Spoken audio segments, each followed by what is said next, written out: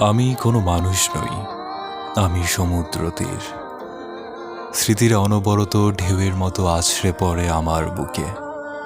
কোনো কোনো ঢেউ ঝিনুকের মতো চকচকে কিছু মুহূর্ত উপহার দিয়ে যায়, আবার কোনো কোনো ঢেউ আমার ভেতরের নরম বালিটুকু ধুয়ে নিয়ে যায়, আমাকে একটু একটু করে খুইয়ে দেয়, রিক্ত করে দেয়। আমার নিজস্ব কোনো আকৃতি নেই।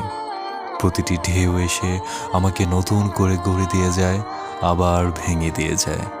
আমি শুধু পড়ে থাকি, কখনো পূর্ণ, কখনো বা শূন্য। মানুষেরা সমুদ্রের গর্জন শুনতে আসে, ঢেউয়ের খেলা দেখতে আসে, কিন্তু তীরের যে একটা নিজস্ব কান্না আছে, তার ভেতরে নীরব ভাঙন আর অন্তহীন অপেক্ষাটা কেউ দেখতে পায় না। আমার কাজ শুধু গ্রহণ করা আর ক্ষয়ে যাওয়া।